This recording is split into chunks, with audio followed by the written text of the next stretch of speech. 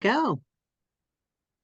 Hello and welcome. My name is Shannon Kemp, and I'm the Chief Digital Officer of Dataversity. I'd like to thank you for joining the latest installment of the monthly Dataversity webinar series, Advanced Analytics with William McKnight. Today, William will be discussing architecting a modern data platform, sponsored this month by Reltio. Just a couple of points to get us started. Just due to the large number of people that attend these sessions, you will be muted during the webinar. For questions, we will be collecting them via the Q&A section. And if you'd like to chat with us or with each other, we certainly encourage you to do so. To open the Q&A panel or the chat panel, you will find those icons in the bottom middle of your screen for those features. And just to note, the chat defaults to send just the panelists, but you may absolutely change that to network with everyone. And as always, we will send a follow-up email within 2 business days containing links to the slides, the recording of the session, and any additional information requested throughout the webinar. Now, let me turn it over to Mike from Reltio for a brief word from our sponsor. Mike, hello and welcome. Hello, Shannon. Thank you for having me. And I'll go ahead and hop right into this. I know we only have an hour, so this is a very complicated and exciting topic. So in today's digital landscape, we find that data is more and more siloed. It's more and more fragmented. And that fragmented data and siloed data is leading to failed digital outcomes. Data is either poor quality, duplicated data, data is unreliable. And today, in the average organization, the average enterprise, there are 446 different applications with distinct silos of data that are operating. And so this is becoming even more and more complex. It's getting harder and harder every day to be able to take advantage of all the different SaaS apps, MarTech apps, cloud platforms, on-prem stuff, legacy databases that you have across your enterprise. And so this is really becoming a barrier to driving the digital outcomes that organizations want to drive. So in order to solve this, organizations have really started to commit to invest in data unification management platforms. And so really the core to this is being able to take all of these different data assets from all these different applications, bring it together in one place, and be able to service that trusted, interoperable data wherever it needs to be, whether that's an LLM, whether it's an operational application, whether that's analytics and reporting, whether that's an automation tool, but be able to provide that trusted core data, so things like products, customers, households, and make that available wherever you need to, whenever you need to, because it's not so much that we just can't have the data inside these places, but oftentimes batch APIs and batch delivery makes this unusable in these operational applications. So it's not just where this data needs to be, but when this data needs to be available across organizations. So at Reltio, our focus and our mission is to provide this trusted, unified data in order to mobilize all of that core data across your enterprise. And so we bring that data together, we organize it, we enrich it, we standardize it, and then we make that available in milliseconds wherever it needs to be. And so as we're doing this with customers and working with various customers, we found that as they're making investments in these platforms, not everybody's on the same maturity level, right? There's certain customers that are just starting this journey, certain customers that have been doing this for a long time. And so we see 3 primary kind of flavors of this unification platform. On the left side, we see this focus on entity resolution. And so these are things like understanding that Mike Frasca from your marketing stack is the same Mike Frasca in your shipping system, which is the same Mike Frasca in your customer service system, so that once you have whatever channel I come in on, you have a universal ID to refer to me from. This way you know me across your entire organization. Then kind of shifting to the right, we have this multi-domain master data management or multi-domain MDM. It's not so much just understanding me as a person, adding additional demographics, but it's understanding Mike Frasca and my relationships. Mike Frasca related to my household. Mike Frasca is related to my wife, Nicole. Mike Frasca related to what products I've bought through your organization, what other suppliers I may have relationships with. And so now you're starting to get a much larger view of that person or that object across your enterprise to share into customer experience, to share into your risk and fraud detection algorithms, to share into your privacy and compliance teams. But there's one step further, and that's not only do you understand those core data assets, who Mike Frasca is, where do I do business with them, what products they have, but what transactions did they have with me? Mike Frasca went for a test drive on a used car. I applied for credit. I bought 3 items last week. I've made 5 calls to your customer service application. And so unifying all of that together with this core data asset allows you to start delivering customer data products across your organization. So start thinking about how powerful it is when you can do things like understand my likelihood to churn. And when I call into your customer service application, do a lookup live and be able to route me directly to a top tier customer service person. No longer are you going to make me go through that level 1, level 2 hop, because you've been able to identify who I am, what I'm doing, and then provide analytics in real time to that customer service operational application. So we see that journey from the beginning of understanding this core assets all the way to attaching not only relationships, but transactional information and analytics information to them to be able to service that to all of your applications. And so these things are very foundational data programs, but in order to drive real value across your organization, we really want to see how these impact all of the actual business initiatives that you're engaged in. So whether that be sales effectiveness, because your sales teams are on the phone less with their prospects, or they have the right addresses to drive out and visit them, or self-service through your web portal where you can automatically understand that 3 accounts are really the same person, and so you can provide a better experience for them. Or you can detect fraud by aligning and figuring out these 3 different accounts are really the same person. And so now you can see that I've returned much higher return rate than the average person, and maybe you detect this and add this to your fraud detection team. All of these outcomes are based on having clean, unified, trusted data to be able to service these. And so can't be just data for data's sake. Measuring true value of that data is going to be on moving the needle on these other core business initiatives across your entire enterprise.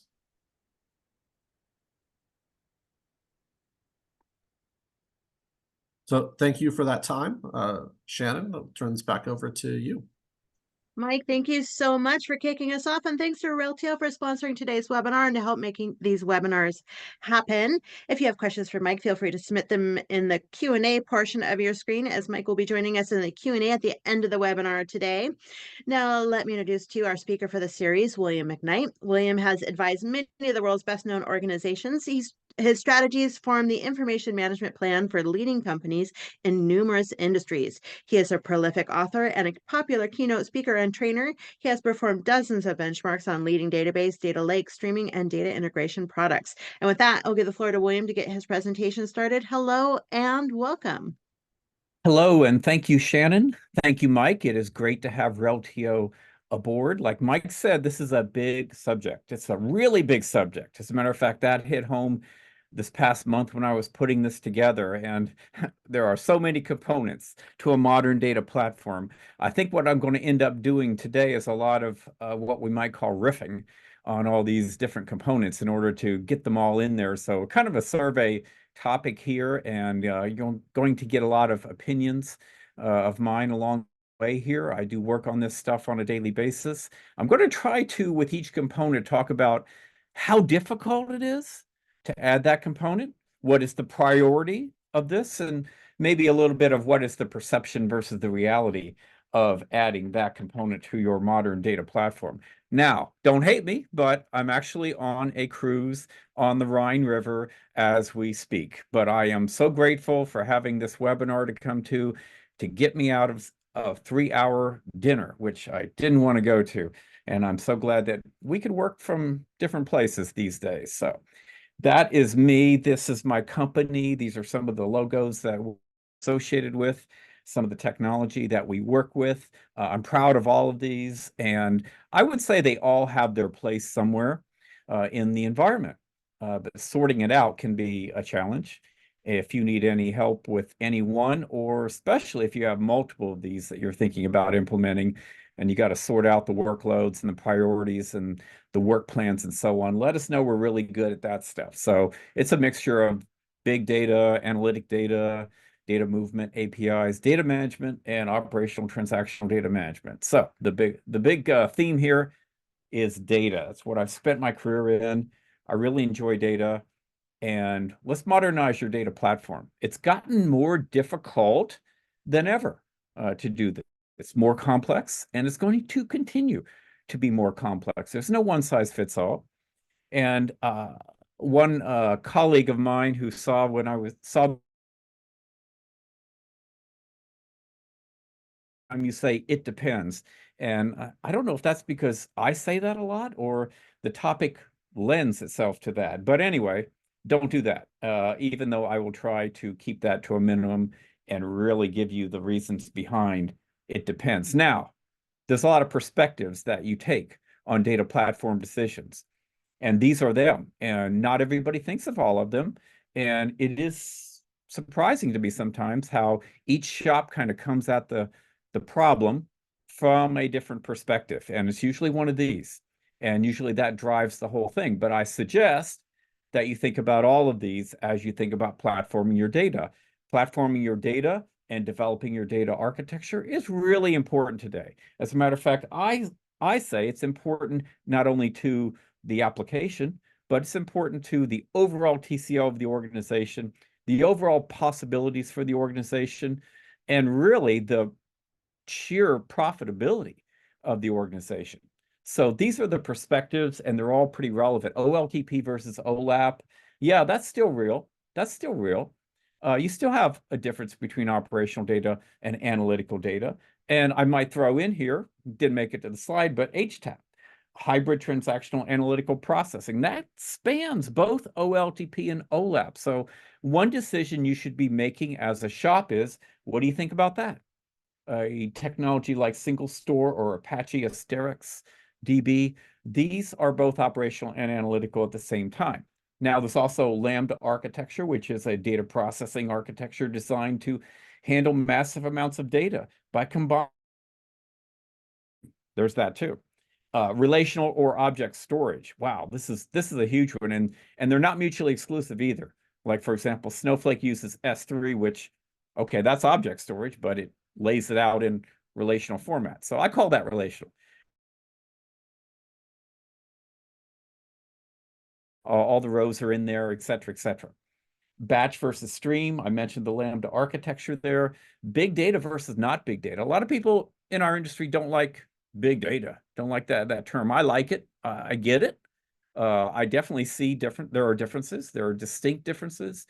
And it has mostly to do with the speed at which the big data accumulates. It's accumulating right now. As we sit here on this presentation, there's big data accumulating in your company. And it used to be we could just ignore it. It was operational, did its job, but we really can't do that anymore if we want to be competitive. And so there's big data and there's not big data, which is what we used to try to manage. And by the way, the not big is probably still more important if you haven't brought that to a certain level of maturity. SMP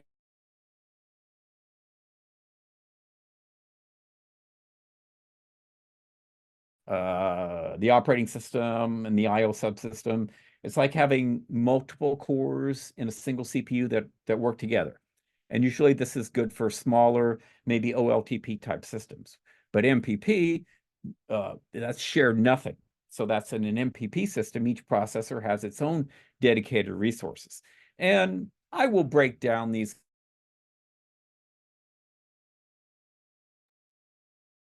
Hey, William, just to FYI, you're cutting in and out. To make a decision on this in your shop. Polyglot persistence Hey, is William, yes. just FYI, you're dropping in and out your audio. Oh, well, I don't know if there's anything you can do I to will boost the. carry on and Yeah, do the hopefully best we it can. Yeah. results here. SMP and MPP. I did that. Okay. Polyglot persistence. Okay. That's the idea that you need a distinct database for every distinct piece of data, every distinct type of data in your pattern, in your architecture. Now, there are multi-model databases, which I actually gave a presentation on this some time ago, where these databases, they're mostly of NoSQL origin, and they have all kinds of different possibilities of what you can store in them, all the different NoSQL breeds. And then there's single vendor versus best of breed. That's another perspective you could take on this. And I really like best of breed. As a matter of fact, a lot of the components that I'm going to be sharing today, you really can't find them great if you stick with a single vendor approach. And so definitely open yourself up to best of breed if you want to have a great data architecture. And that's going to be evident as we go through the different components. Are you departmental or are you enterprise-wide? At what perspective are you making these decisions? How broad will they encompass within your organization? And some people don't know this, even as they're making those decisions. And how do you get the word out if it's supposed to be enterprise-wide? And then finally, a perspective is open source versus closed source. And some shops have a thing about open source. We don't want it. Well, open source is actually at the root of many of the technologies that make a lot of sense in a data architecture today. In my opinion, not allowing any form of open source is not a tenable position in an organization today. Now, you may want to get the enterprise adjudicated versions of the open source software. I get that totally, and actually agree with that. Now, a modern data platform, and I hope I'm coming through better. I could have drawn this about 10 different ways. As a matter of fact, when I walk into shop, I walk in with about 10 different laminated architectural patterns today, and it's constantly changing. And that's just because there's so many different starting points that enterprises are at with their data architecture. And there's so many different places that they want to go. Now, your starting point actually has a lot to do with where you want to go, because there's no way you're going to actually erase everything you have and jump to some other architecture that has nothing to do with where you are today. That's not going to work. So all of this that you see here, operations, the analytic layers, the data science layers, etc., all of this can be covered by what I've been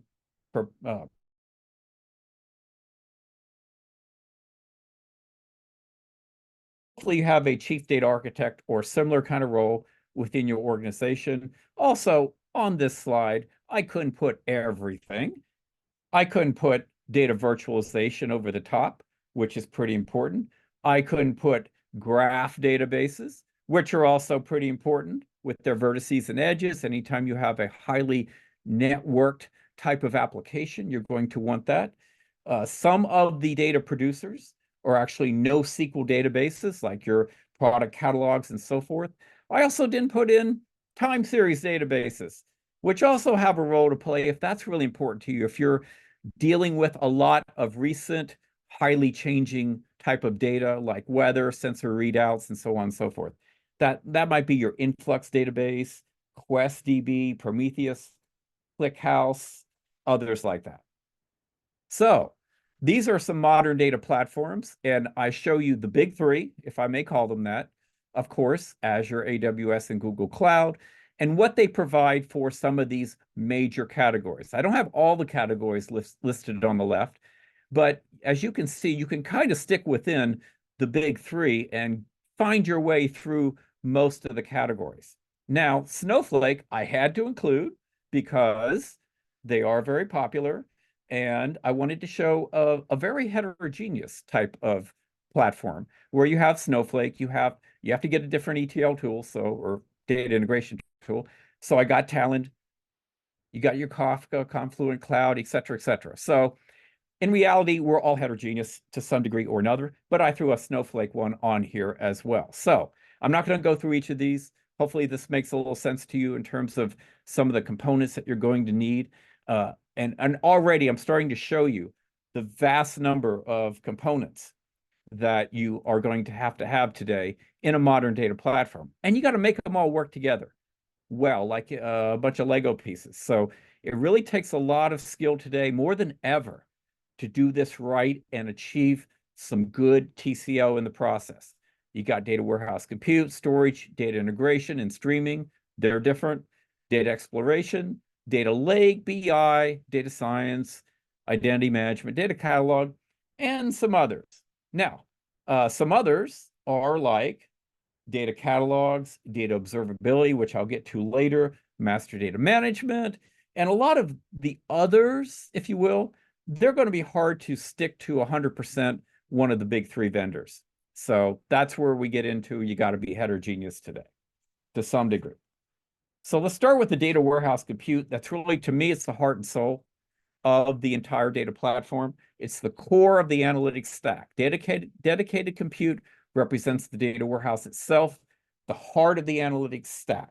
Now, I show you what the big three and what Snowflake provide to you. I got some pricing up there. Now, the pricing is circa 2023, so it may be a little bit off. They may have changed a little bit, but the specs across these four are roughly equivalent. I tried to do that for you. Azure Synapse Analytics, they have the unified workspace experience. Reserved capacity pricing is not yet available for compute resources.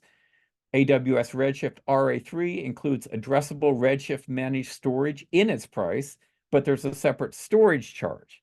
In Google BigQuery, you've got dedicated slots that offer a more economical option. As a matter of fact, if you're in BigQuery land, if you're in Google land, you are probably getting one of those annual commitments because it's just, in my opinion, not really tenable otherwise. So enjoy that.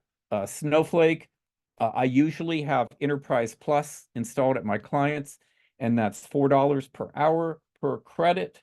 And we all like to keep an eye on our Snowflake and all our credits, really, for that matter.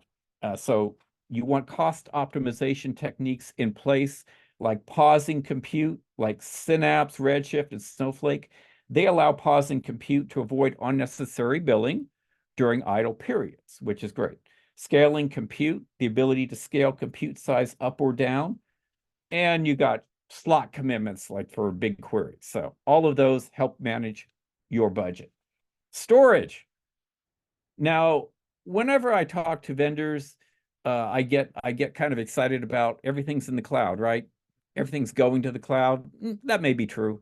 But then when I work with my clients, I'm back to reality. There's a lot of on-premises. There's a lot of on-premises out there.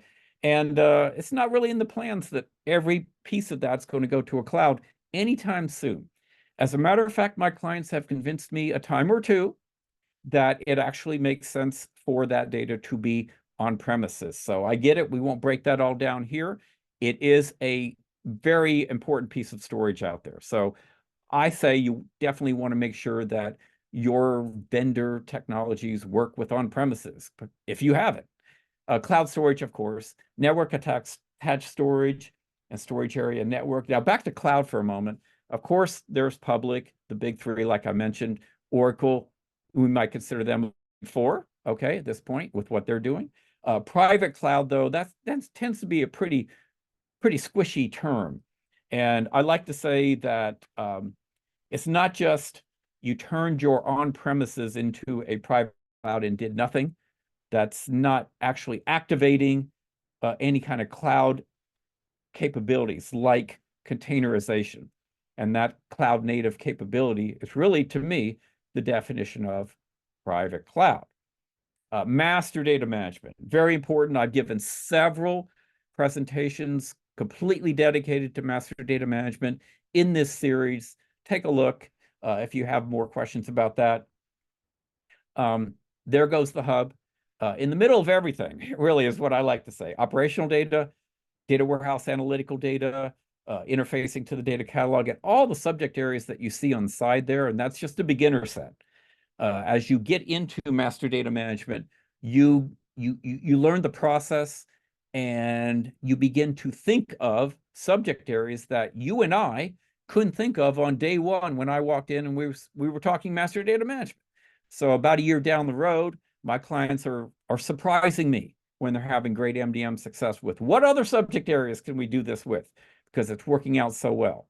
So you want MDM today to really solidify this data that's so important everywhere. And it's going to be a heterogeneous, dynamic environment. You don't want to be messing with this and having 10 versions of customer and so on and so forth. Is it hard to do?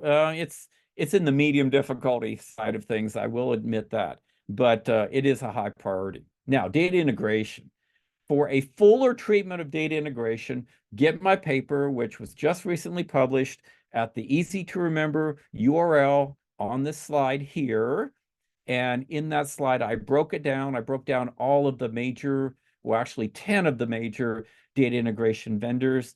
I plotted them on a famous quadrant, right, approach. And as you can see, things shook out. We've got ETL versus ELT. That's one perspective on data integration. We have a new category, folks. We have reverse ETL, something that I wish I had thought of before, because I've been doing manual approaches to this for quite some time, because it is important that once data flows in an analytical direction and you get insights, that you are able to get it back into operations. And I never had a great solution for this, except, well, let's do data integration and move it back. Well, that's kind of what they're doing, but they're doing it in a more automated, managed way. So reverse ETL focuses on moving data from a central repository, like a data warehouse, out back, if you will, to operational systems and business applications. And some vendors to watch there are High-Touch Census, Hevo Activate, let me think, Omnata, RudderStack. Okay, there's a few others. And I show you here what some of the big three and Snowflake with Talend, because you got to have a data integration tool with that architecture. But I show you what those four charge, usually on some kind of squishy per hour basis, like Azure DIU, that's data integration unit hour, okay?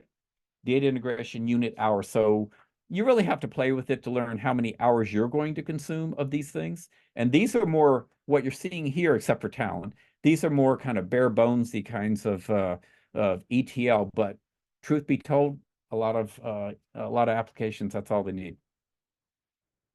Speaking of moving data around, this is the new elegant way of moving data, and you're going to move big data with streaming. Remember earlier I said, yeah, there's a difference. You're going to move your big data with streaming because you probably can't do it any other way. So if you're really serious about it, we're talking about things like Kafka, and there's Apache Kafka, okay? And many managed Kafka services. Probably the most prominent is Confluent. Confluent provides streaming data everywhere with its Confluent platform, which is self-managed, and Confluent Cloud, which is fully managed and available across all cloud providers. So I think that was as of last year, maybe the year before, not too long ago. Stream processing ecosystem, a wide range of complementary stream processing engines like Apache Flink and software as a service solutions have emerged to handle this stream. So you don't have to be in Kafka, that's for sure. During the same year that Kafka came out, which was 2011, the first open source version of Nats.io was released. Nats was originally developed as a stateless messaging technology supporting low latency and real-time communication patterns, such as publish, subscribe, and request reply. So these, whether it's Kafka, Nats, or one of the others, these are great little hubs where data comes to, and based upon the subject of that data, gets distributed out in real time. There's not as much transformation capabilities. You don't want to slow down a process like this with a lot of that. So you live with maybe a lower level of data quality. But I'm going to get to data quality solutions in a little bit now when I talk about data observability, because there is a solution for that. But just to kind of finish out on some of the players here, I talked about Confluent. Cloudera provides Kafka as a self-managed option. Red Hat provides Kafka as a partially managed cloud offering and self-managed Kafka on Kubernetes via OpenShift. And AWS has its famous Amazon MSK, which is partially managed. That's managed services Kafka. And they have managed services Kafka serverless, which is fully managed. Kafka support is excluded in the MSK offerings. It's not Kafka technically. AWS has hundreds of cloud services, and Kafka is part of that broad spectrum. Only available on AWS, and Microsoft Azure HD Insight, only available on Azure. And you got technologies like Pulsar and Red Panda vying for market share alongside established solutions. So this is a big area of competition right now, and it's a big area of opportunity. They usually tend to go hand in hand. Data science and machine learning. Wow, I thought I could just access the data Well, the data scientists usually will have a set of tools that they prefer. The focus is on predictive and prescriptive analytics using machine learning and AI techniques. Data science is a sophisticated aspect of data analytics that involves collecting, cleansing, and curating source system data and implementing AI and ML. Okay, now, truth be told, a lot of data scientists today still, by necessity, do a lot of data integration and a lot of what they usually call data wrangling. And we want to get them out of that work because that's work that other specialists can do.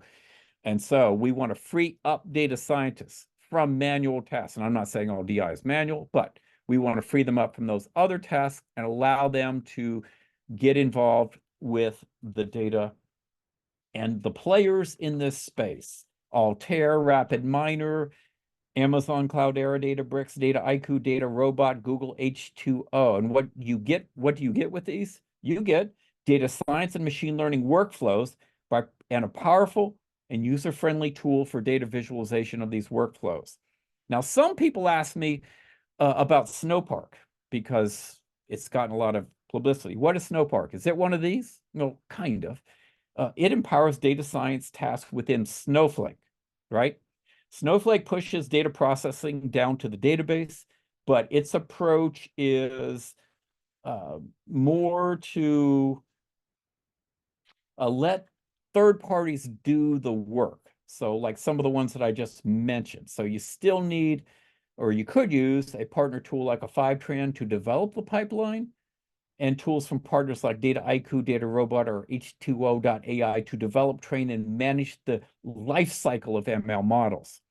After developing in those partner tools through the Snowpark API, then you would run them inside of Snowflake. So it's a way to get the data science and machine learning working in Snowflake. I think it was ingenious of them to do it, and definitely a lot of uptake on that one. But all the players I mentioned are doing well. This is another area of high competitiveness. And there's definitely a lot of opportunity here in data science and machine learning. How difficult is it to do data science and machine learning? Well, a lot of the difficulty is in the data wrangling, as I mentioned. It's in the data architecture. A lot of everything I'm saying today has to do with preparing the way for the data scientist to do his or her data science and machine learning. I say it's a priority as well. The data lake. The data lake is for your big data. Can I just say that? It is less valuable data per capita than the data warehouse, than our relational data sets. But still, you are expected today to have your data warehouse and have your analytical or relational environment up to snuff, up to a standard.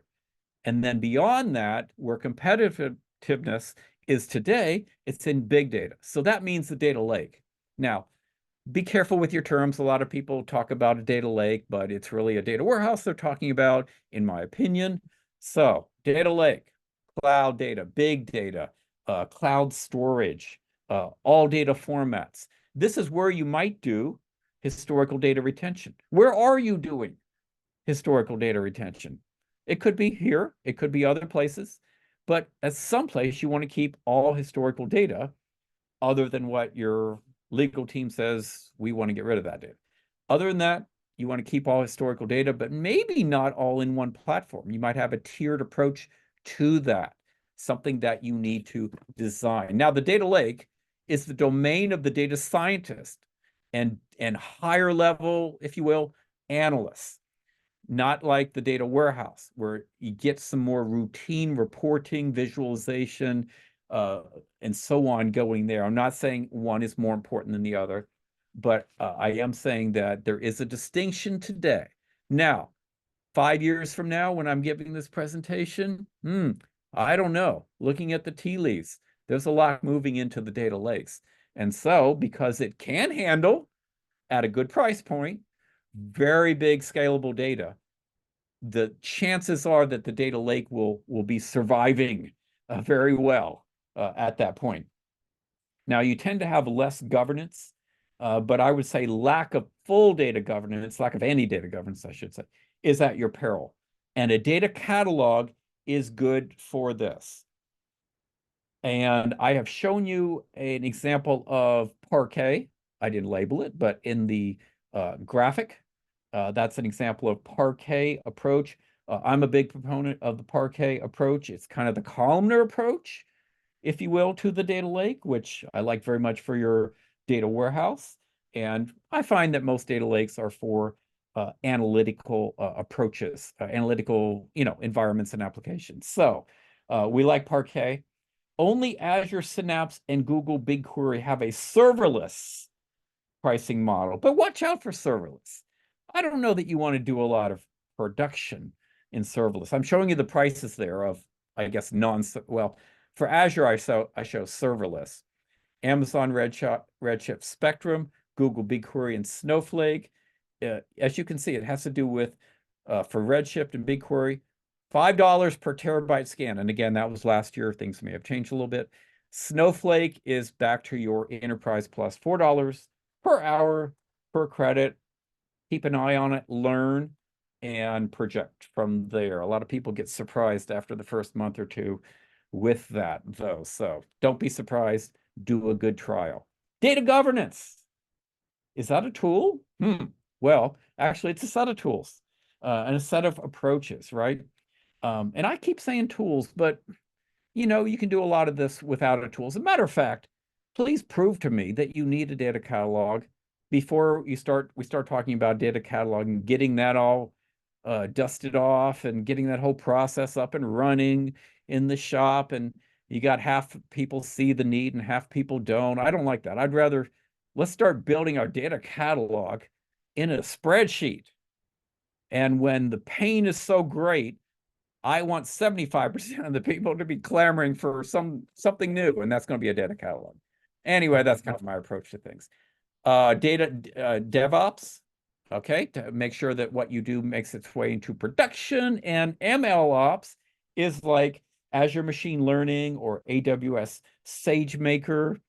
These are for machine learning, right? Machine learning operations, flowing machine learning on its path to production because you're going to want to iterate quickly. And finally, I threw security information and event management in there. You mean to tell me that our other security we've been doing all these years is not enough? Yeah, it's not enough anymore.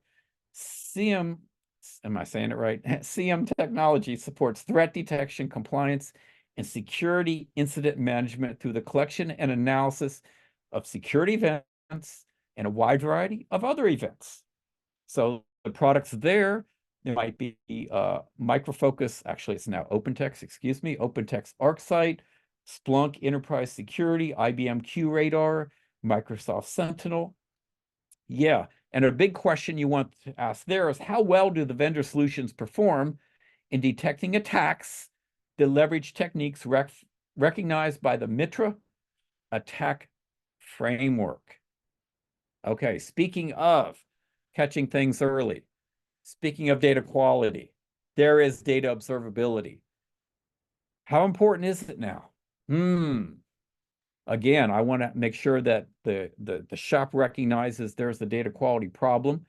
There probably is, and I've been as guilty as anybody of promoting manual approaches to data quality. Well, not totally manual, but I have said, get the business involved, get them to say what the data quality problems might be, go see if they're there, and then manually do something about it, because that's really all we could do for a while. Yeah, okay, there were data quality tools that could find data quality problems. I'm not saying, I never said don't use those tools, but data observability takes it one step further. It's the new data quality, if you will, because we're backing up to the beginning, and we're trying to find these problems early in the cycle. And there's so many, what I like to say are drifts that can occur in data that you want to catch early on. And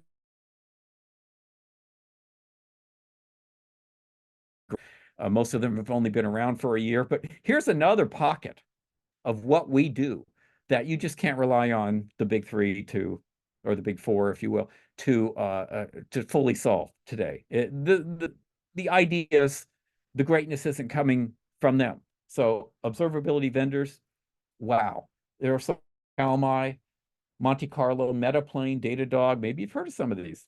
CloudWatch, Anomalo, yeah. So they're all going to detect these data quality issues earlier, although it's broader than data quality, encompassing data in motion. Data quality focused mostly on data at rest. It leverages automation, AI ops, predictive analytics, and knowledge representation for its core functionalities.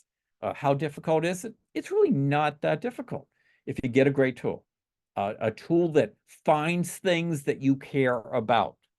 That's kind of the key here.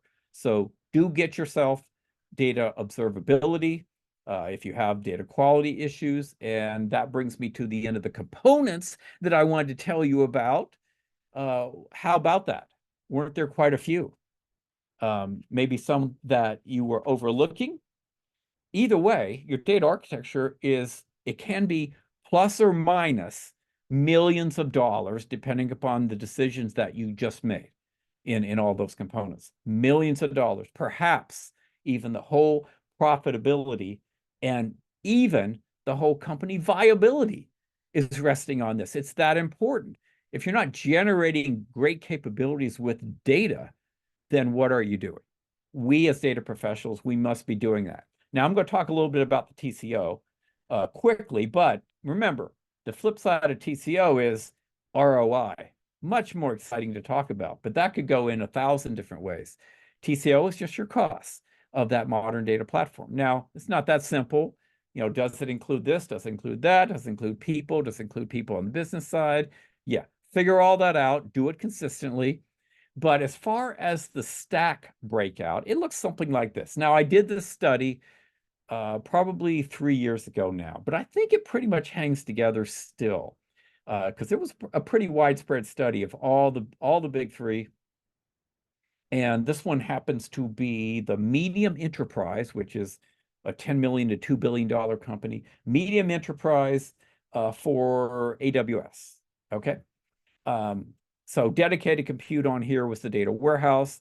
The big stuff, the big costs are still the data warehouse, compute in particular, data integration, the data lake, and data exploration even sneaks into there in the top four. So, and these are kind of the four, except for the data lake, these are kind of the traditional components of a data architecture, aren't they? Yes, they're still there. We're just building around that. So that basic data warehouse, if you will, you're expected to have that in place. You're expected that be great.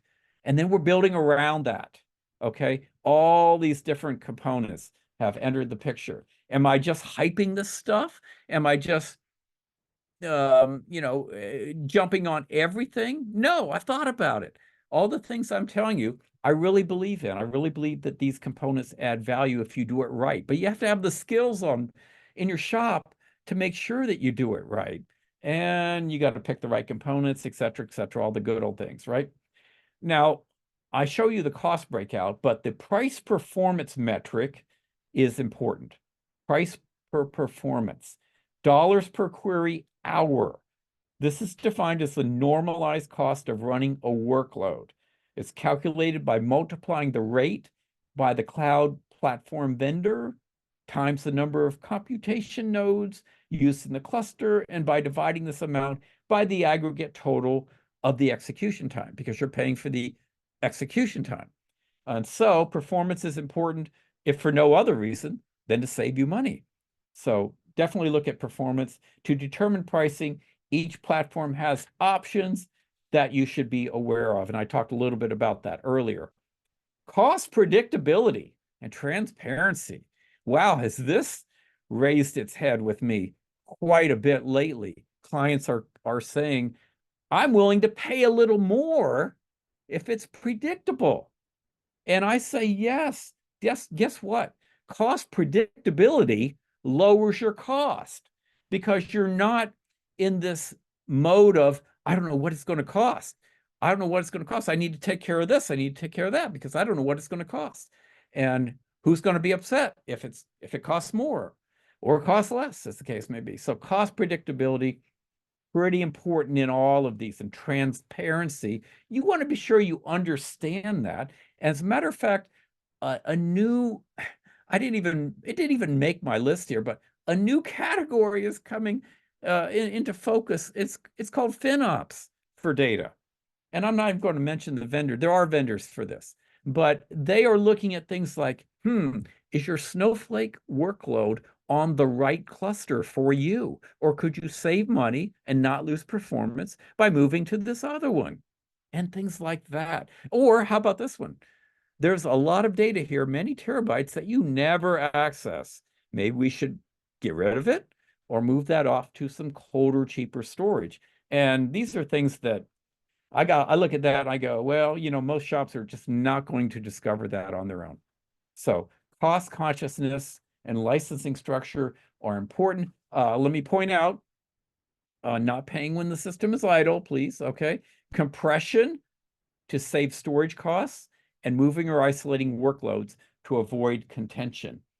And look for the ability to directly operate on compact formats like Parquet and Orc without converting the data.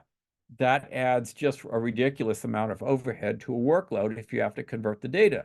So don't get in a situation where you got a tool that it doesn't work with the format of our data. We have to convert it. And there's a lot of extras, bells and whistles that can get hung on your license. So be very careful here. A lot of extras, like, are you paying per user, per node, per terabyte, per CPU, per scale up, as the case may be with one of the famous architectures? All right, distributed data architecture patterns. Now, before I get all buzzwordy here, and before I kind of bring you in on some of these things, I think about, before I jump on something, I think, have I tried to do that without having the technology? Have I tried to do it because it's good? Have I tried to do it because it's right? And if I have, and technology or science comes along and provides a more efficient way of doing that, I say, that's great, that's relevant. So these distributed data architecture patterns, which I'm going to talk about, are relevant. And there are pros and cons to following the patterns. Don't get too crazy about following the pattern. Keep your eye on the prize, which is business happiness and business return on investment. All right. Nobody's going to come along and with a checklist and give you a bonus based upon you adhere to the proven or the published components of a data fabric. Okay, it just doesn't happen. I've never been given that. Okay, and I've created some ones that actually do adhere pretty well, but that's not what matters. What matters is the bottom line. So keep your focus on that. Yeah. All right. These are not mutually exclusive. I'll talk a little bit about them: data fabric, data mesh, data lakehouse, and data cloud. As a matter of fact, last month, right here, I spent the whole time on a data fabric. So if you really care about this, go find that one. And I will mention here that there's no one size fits all. A lot of it depends where you're at. These are not mutually exclusive. The best is to use them all. The best is to use them all, okay? Now, your entry point into this stuff, though, might be the lake house. And what's a lake house? Simply, there's a warehouse and a lake. And Databricks kind of invented the term, right? And they're pretty good at it as a result. It's a lake plus a data warehouse. It's a good idea. So, for example, you might have your lake on S3, okay? And you might have your data warehouse on Oracle in a cloud somewhere, or Snowflake in a cloud somewhere. Great. Does the warehouse reach through to that data lake? Well, definitely not all due to all. There are certain players in data lake houses, which I'll get to, that makes sense, okay? And the real skill here that the vendors have put into their lake house approaches is the pattern matching between the warehouse and the lake. So it knows when to go into the lake, and it can seamlessly bring that data into your query with what I still call a reach through. I don't know what they're calling it anymore. All of the major data platform vendors have converged their messaging around the lake. So we know it's good. Data lakehouse principles. A data lakehouse offers many pieces that are familiar from historical data lake and data warehouse concepts, but in a way that merges them into something new, like open storage formats, like flexible storage, support for streaming, and it can handle all the tasks of the organization. I shouldn't say all, should never say all, but most of the tasks of the organization from a query perspective. Benefits, administration management, better organization of information, simplified rules and regulations, and more cost efficiency. So get a lakehouse. Here's an example, Snowflake external tables. Some good and bad with this, right? Schema on read. If an error occurs, it skips to the next file, but still returns rows found in the current file up until the error occurred. Just a little FYI. Recommended, Snowflake recommends 16 meg, 256 megabyte file sizes or higher for Parquet. It has Delta Lake support. And the workflow is maybe not intuitive, but you create stage, you create an external table, you create a cloud object storage event notification, and it does automatic refresh for you. So that's an example of a data lake. What about a data mesh? Is that a product? Well, actually, in a data mesh, data products is what you create, what departments create. And the idea here is to have some structure to the fact, the reality that in an enterprise, there are multiple warehouses, there are multiple lakes, there are multiple data integration components, et cetera, et cetera. Why not do it in a more organized fashion than throwing up your hands and saying, well, we tried an enterprise data warehouse and it didn't work, so we're just doing whatever. It's more than that, right? It's taking that and coalescing the problem into a solution, which is each component, each department, and I'm using that term loosely, you might define it differently than business department, but each department will create its own either lake or warehouse or both, or data integration component or both or all, and it will apply adaptive governance, which is really important in a data mesh approach, where you might have some tiered governance. You might have some governance at the departmental level because that's where they really know their business. I think that's what we've learned over the course of years doing data architecture, that it's hard for a central group to understand everything in our complex business environments to the point where they do a great job for everybody. And so let's break it up, divide and conquer, and still have a centralized place, but allow for some decentralization. All these are decentralized architectures.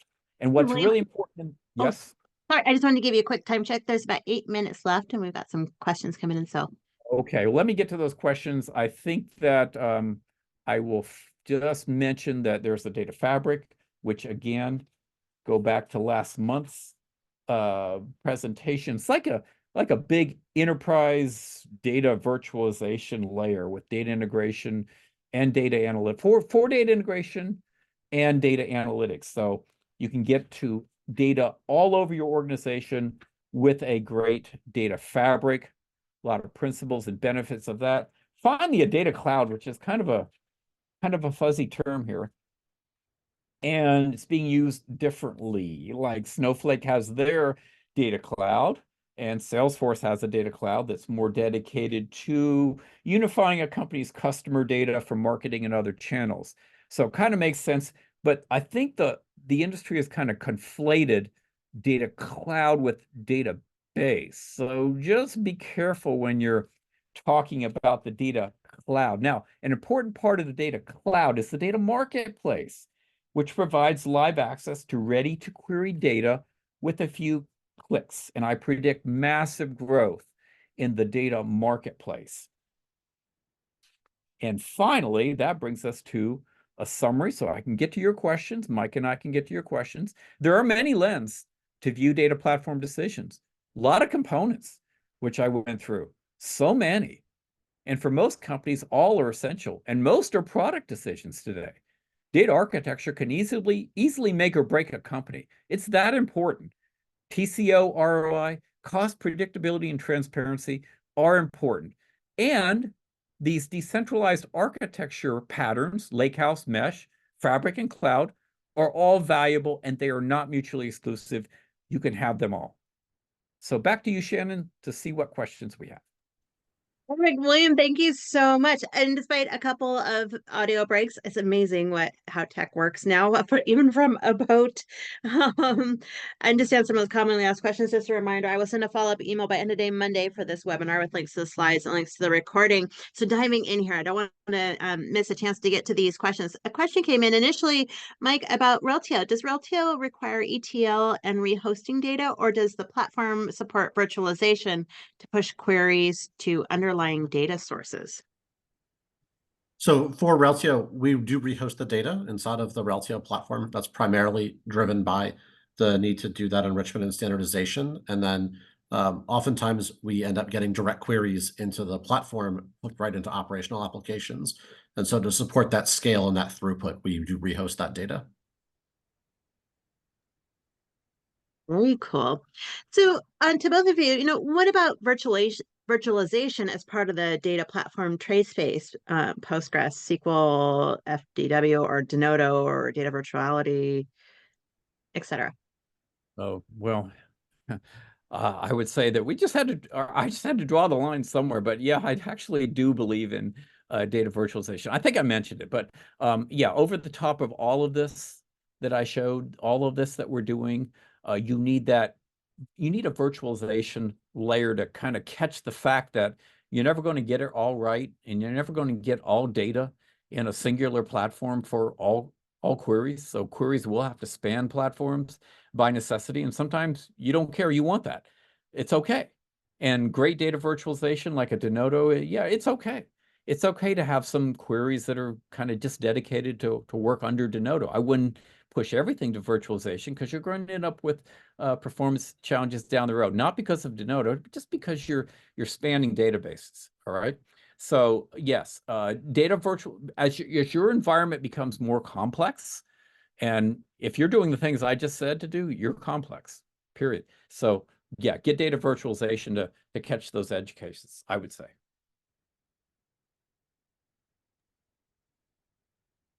Perfect. And Mike, feel free to jump in at any time here. And so how would a data platform fit into an organization driving towards a data mesh architecture, which strives to move to decentralized storage and processing? So I can take a shot at that, William, and then Go ahead. Yeah, go ahead, I'll get your input too. I would say that when we talk about data mesh architecture, data mesh doesn't necessarily preclude centralized storage and processing. It certainly has a principle dedicated to decentralized data ownership and decentralized governance of that data. But within that overall data architecture, storage and processing and compute on that data can be centralized in order to meet performance characteristics. And so I would separate those two pieces of the actual storage and the overall access and ownership of that data. I agree with that. I mean, you can separate storage. Probably that's more of well, that's how we did it, and now we're trying to get to a great data mesh, and that's not priority to fix. So you might have some spread out storage, but it is more about ownership. And I will add that master data management is really great for any of these decentralized data architectures. It takes something very important kind of off the table for you, and allows that, at least that level of commonality across all of the data products and the departments.